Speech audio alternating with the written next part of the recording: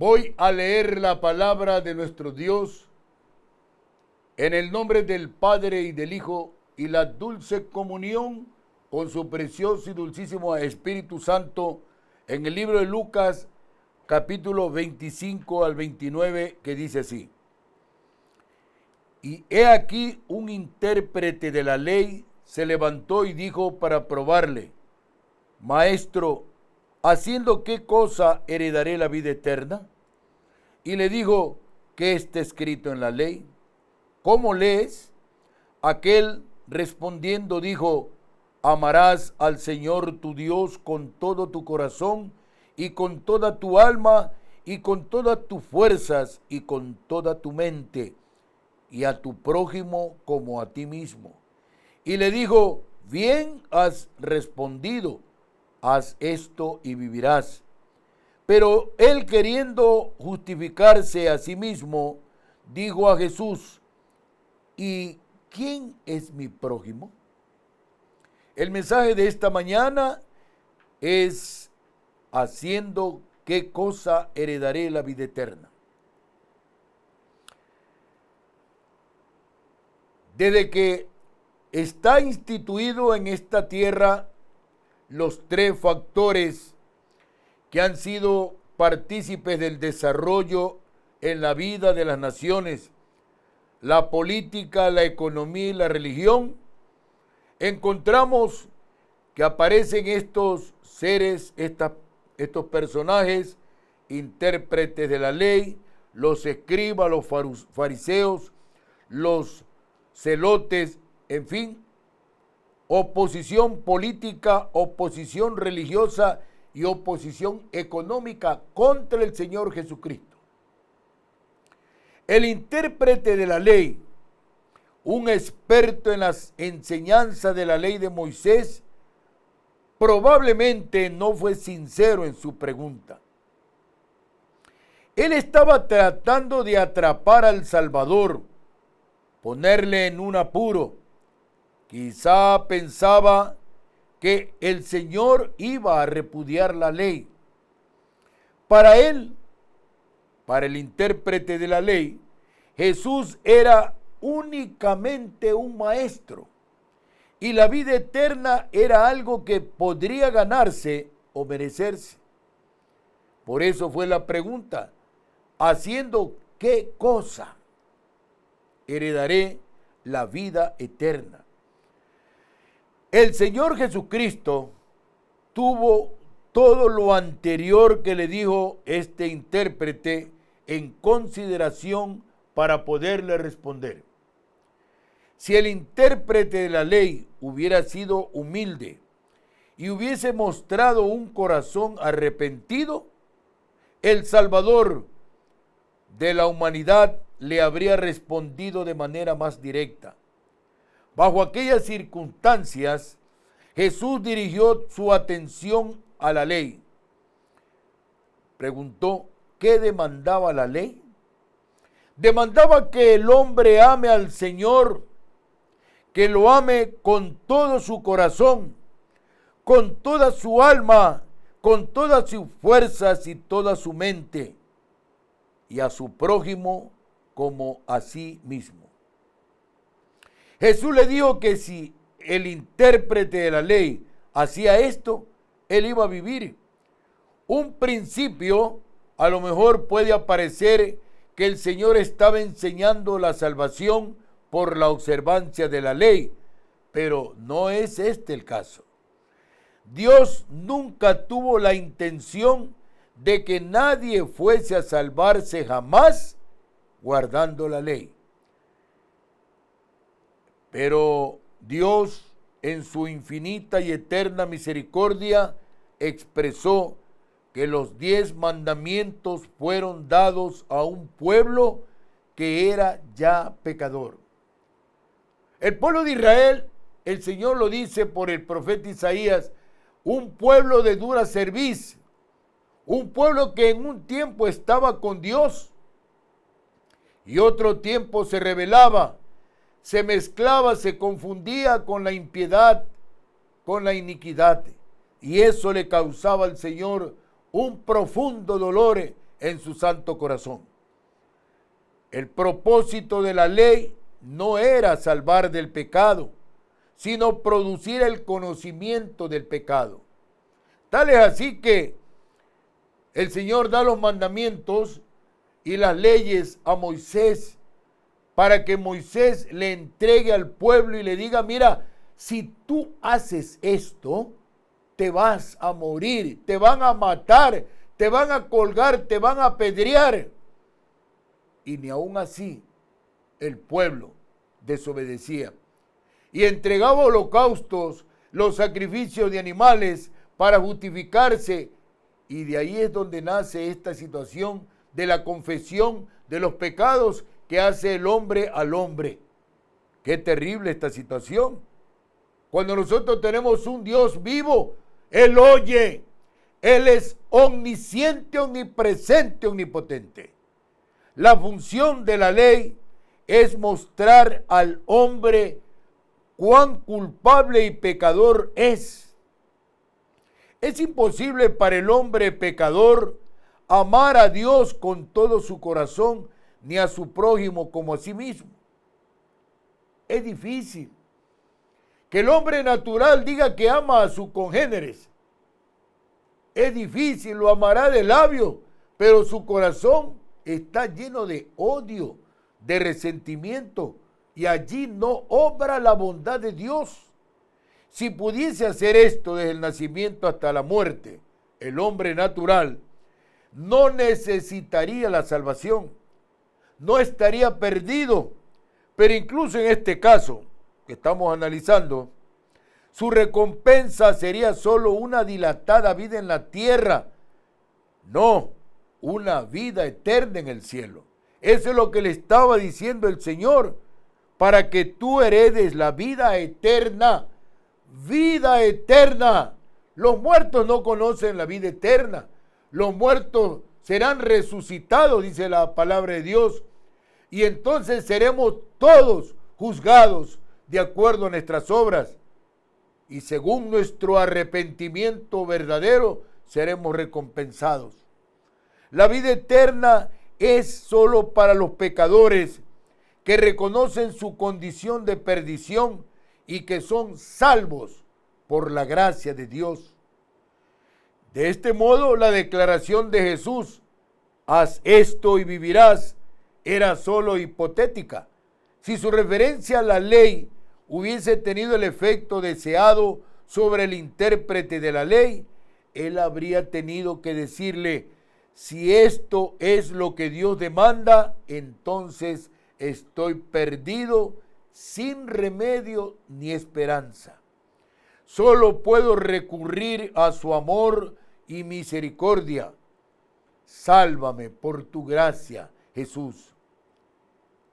Para todos es de suprema importancia saber qué debemos hacer en esta vida a fin de conseguir la vida eterna. Este intérprete de la ley le propuso a Cristo esta pregunta y lo hizo para probarle.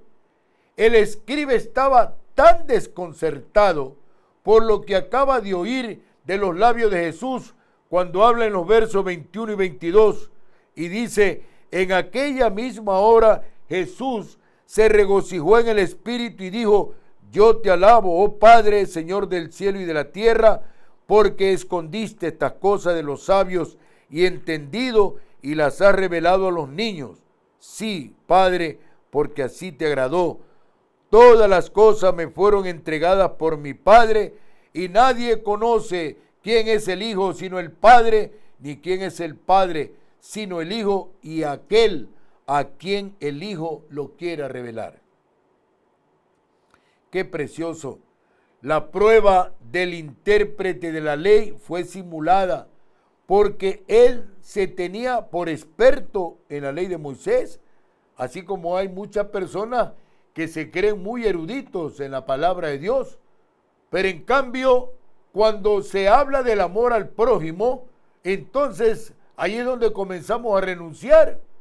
Ahí es donde comenzamos como este hombre, queriendo sacarse la responsabilidad, le dice al Señor en el verso 29, ¿y ¿quién es mi prójimo? Una cosa tan pueril, decirle eso al Señor, ¿quién es el prójimo? Bendito sea el Señor. La prueba del intérprete de la ley fue simulada porque él se tenía por experto. Él era un erudito, un exégeta. Él era el as del naipe. Nadie sabía más que él. Y eso es terrible, porque el Señor nos dice por su palabra que el que quiere ser sabio, que se haga ignorante. Su pregunta temeraria fue: Maestro, ¿qué he de hacer para heredar la vida eterna? Si Jesús le prescribía algo que no estaba en la ley, podría ser desacreditado por añadir a la ley. Y si le prescribía algo que ya estaba en la ley, podría objetársele que su enseñanza era superflua. El Señor no podía mentir porque Él nunca mintió ni ha mentido. Sea Dios veraz y toda lengua mentirosa, dice la palabra del Señor. La pregunta en sí era excelente, pero la intención no era buena. No es suficiente la curiosidad para conocer las cosas de Dios. Si no tenemos la firme resolución de obedecer la voluntad de Dios en nuestros corazones, miremos lo que Juan capítulo 7, verso 17 nos dice: el que quiera hacer la voluntad de Dios, conocerá si la doctrina es de Dios o si yo hablé por mi propia cuenta. Notemos bien que cuando Jesús conocía los pensamientos y las intenciones del corazón del escriba, no le contestó con indignación, sino con paciencia y mansedumbre, como lo requería la importancia de la pregunta, no la intención con la que preguntaba. Hay personas que dicen: oye, yo no he matado, yo no he estafado, ¿por qué me voy a ir al infierno? Yo tengo derecho a ir al cielo. Bueno, si tú crees que tienes derecho a ir al cielo, consulta la palabra de Dios. La Biblia enseña quiénes son los que entrarán al reino de los cielos, y no lo insultes al predicador, no lo agredas al mensajero del Señor. El mensajero lo que te trae es el mensaje, te trae la prescripción de la salvación y tú la aceptas o la rechazas. Le responde el Señor: ¿qué está escrito en la ley? ¿Cómo lees? Oye, fariseo, oye, escriba, ¿cómo lees tú la ley? Cristo es un buen pedagogo. Incita a este alumno a que investigue por sí mismo, que el escriba practique lo que él ya sabe y no le faltará nada para obtener la vida eterna. Él mismo lo dijo. Él respondió, dice el verso 27, amarás al Señor tu Dios con todo tu corazón y con toda tu alma y con toda tu fuerza y con toda tu mente, y a tu prójimo como a ti mismo. Si tú odias a tu compañero de labores, si tú odias a tu colega, a tu copastor, a tu hermano, si tú odias a tu vecino, si tú lo repudias, lo rechazas, no estás haciendo la voluntad del Señor como el Señor le está enseñando a este fariseo que lo haga con dedicación, con afecto, con amor, como está escrito en Deuteronomio capítulo 6, verso 5. El Señor nos enseña entonces que estudiemos con ahínco la palabra de Dios, yendo a Cristo en ella para tener vida. Juan 5, 39 y 40 dice: escudriñad las escrituras, porque a vosotros parece que en ellas tenéis la vida eterna, y ellas son las que dan testimonio de mí, y no queréis venir a mí para que tengáis vida. Otra cosa es cuando te declaran la guerra gratuitamente, entonces ahí es donde tú invocas al Señor y el Señor dice: no te vengas, hijo mío, deja lugar a la ira de Dios, porque está escrito: mía es la venganza, yo pagaré, alabado sea el santo nombre del Señor. Estar bien pertrechado de la palabra de Dios es la condición necesaria para conocer la salvación para toda obra nueva. Según de Timoteo 3, 15 y 17 dice: y que desde la niñez has sabido las sagradas escrituras, las cuales te pueden hacer sabio para la salvación por la fe que es en Cristo Jesús, a fin de que el hombre de Dios sea perfecto, enteramente preparado para toda buena obra, para un testimonio convincente y para una defensa apropiada de nuestra esperanza. Tenemos que leer la Escritura. Si no leemos la Escritura, cualquier amigo, cualquier vecino, cualquier persona nos coge y nos zarandea en la calle con una doctrina errada y nosotros quedamos turbados. Por eso enseña 1 de Juan 3:15, santificad a Dios siempre en vuestros corazones y estad siempre preparados para presentar defensa con mansedumbre y reverencia ante todo el que os demande razón de la esperanza que hay en vosotros. Muchas veces somos rechazados, muchas veces nos quieren hasta pegar, gloria a Dios. Se vienen contra nosotros, quieren hacernos el mal, destruirnos, pero recordémonos siempre lo que el Señor enseña por su eterna, santa y divina palabra.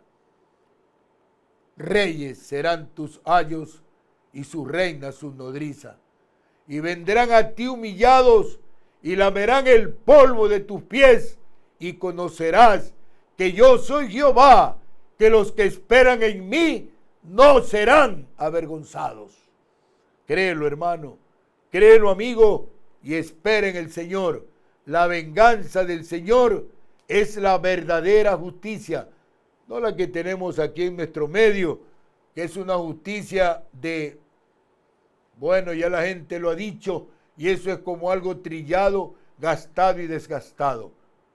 Amigo, no sé si está listo con la pregunta, no sé si hay contestaciones, hay llamadas, no hay llamada. Una linda Biblia devocional de estudio.